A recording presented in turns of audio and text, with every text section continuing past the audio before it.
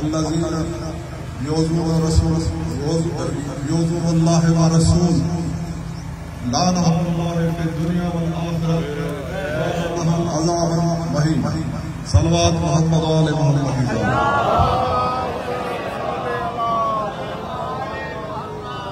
آج کا ہمارا یہ احتجاج جنت البقیع کی تحریر کے سلسلے میں ہے، جو آج سے تقریباً 100 برس پہلے آل نجد کے ظالم فاسق اور غاصب حکمرانوں نے آل محمد کی نشاط ثانیہ پہ یہ ایک اور ظلم ڈال دیا. تقریباً 100 برس گزر چکا ہے. 1344 ہجری میں 8 شوال کو غالباً 1926 عیسوی سن کا جب عبدالعزیز بن سعود ملعون نامی آل نجد کے ظالم فاسق اور جاہل حکمران نے محمد بن عبداللہ محمد بن عبدالوہاب وہابی کے کہنے پر اس کے فتوے پر نہ فقط جنت البقیع بلکہ جنت المعلا میں جتنے بھی بنو ہاشم کے بنو عبد المطلب کے نشاط ثانیہ کے روضہ مقدسات بنے ہوئے تھے، ان سب کو بلڈوزر لگا کر منہدم کر دیا، زمین بوس کر دیا. ہم آج اس پروگرام کے ذریعے صرف مذمت نہیں کرتے آل سعود کی، بلکہ ان کو وارننگ دیتے ہیں. نہ ہمارا کوئی مطالبہ ہے اسے، کیونکہ ظالم سے غاصب سے قاتل سے کبھی مطالبہ نہیں کیا جاتا.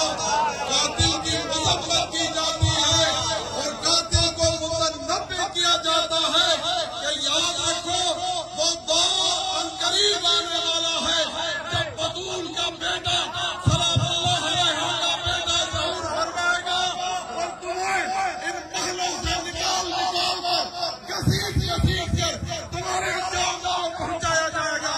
تم سے نہ فقط بطول سلام اللہ علیہ کے قتل کا انتقام لیا جائے گا، بلکہ بطول کے روزے کو منہدم کرنے کا بھی شدید ترین انتقام لیا جائے گا. یاد رکھو ہم تمہیں ہر بس ہر سال میں یہ وارننگ دیتے ہیں، تم سے مطالبہ نہیں کرتے، تمہاری مذمت کرتے ہیں، تم پر لعنت بھیجتے ہیں، اس لیے کہ تم خبردار ہو جاؤ. تمہارے دل گرے جا چکے ہیں. انشاءاللہ جتنے آل محمد کے قتل تمہارے جنے ہیں یہ بھی بطول سلام اللہ علیہ کا روزہ آل محمد کی قتل سے کم جرم نہیں ہے، اس کا بھی تم سے شدید ترین انتقام لیا جائے گا. صرف جناب سیدہ سلام اللہ علیہ کی قبر اطہر نہیں، بلکہ امام سید الساجدین علیہ السلام، مولا محمد باقر علیہ السلام، امام جعفر صادق علیہ السلام، بلکہ امام حسن علیہ السلام، جناب ام البنین سلام اللہ علیہ کی مزارات مقدسہ جو بھی جنت البقیع میں تھی، ان ظالموں نے ان کو منہدم کیا. نہ فقط یہاں پر بلکہ جنت المولا جو قبرستان ہے مکہ میں، وہاں پر بھی انہوں نے بلڈوزر چلائے. اور یہی ارادہ لے کر یہ بلاؤ جناب رسول اللہ کی قبر پر آیا تھا. روایتیں بتاتی ہیں کہ جب وہاں پر انہوں نے ٹیکم چلایا تو اس کی آنکھ میں ایک پتھر اڑ کر لگا تھا، جس سے اس کی آنکھ ان کی زخمی ہو گئی تھی. انہوں نے فتویٰ دیا تھا کہ یہ رسول اللہ کا روزہ صنم اکبر ہے، یعنی سب سے بڑا بت ہے. اور اللہ تم پر لعنت کرے. اللہ تو قرآن میں کہتا ہے کہ اللہ اور اس کے رسول کو ایذا دے، تکلیف دے، اس پر اس دنیا میں بھی لعنت ہے، آخرت میں بھی اس پر لعنت ہے، اور آخرت میں اس کے لیے عذاب مہین ہے. رسوا کرنے والا عذاب تمہارے لیے اللہ نے تیار کر رکھا ہے. تم کیا سمجھتے ہو کہ جناب بطول کو راضی نہ کر کے تم رسول اللہ کو راضی کر لو گے؟ جناب بطول کو راضی نہ کر کے اس پر ظلم و ستم ڈال کر تم اللہ کو راضی کر لو گے؟ تم اللہ اللہ کے بھی مجرم ہو، اللہ تم پر اس دنیا میں بھی لعنت کرتا ہے، آخرت میں بھی تم پر لعنت کرتا ہے، اور تمہارے لیے عذاب شدید اللہ نے تیار کر رکھا ہے۔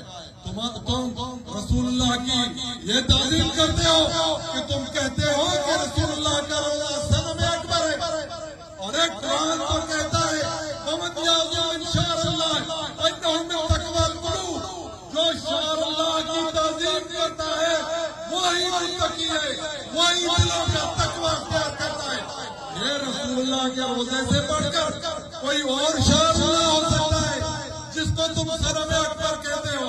جناب سیدہ جو بذات رسول ہے، جو جگر گوش رسول ہے، جس کے رنجیدہ ہونے سے رسول رنجیدہ، جس کے رنجیدہ ہونے سے اللہ رنجیدہ، اللہ کو جس کی اظہار ثانی ہوتی ہے، تم اس کو اس کے روزے کو اس کی قبر عطا کو منظم کرتے ہو، تم پر اس دنیا کے بھی لعنت، تم پر آخرت کی بھی لعنت۔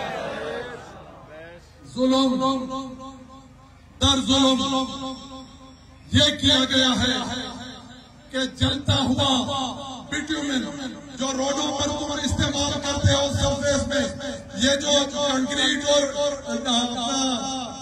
ڈابر ملا کر استعمال کرتے ہو، یہ پاک سیدہ کی قبر پر، یہ آل محمد کی احمد طاہرین کی قبر پر، اس سے بڑا کوئی ظلم ہو سکتا ہے؟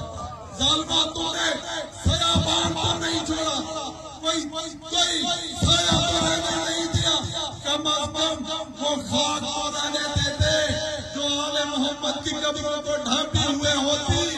تم نے یہ ظلم کر دیا کہ مدینے کے چلتی ہوئی گرمیوں میں جب وہ بٹومن، جب وہ ڈامر تپتا ہوگا تو کیا قبروں کے حالات ہوں گے، وہاں پر کتنی گرمی ہوگی۔ ہم تم پر آج کے اس اجتماع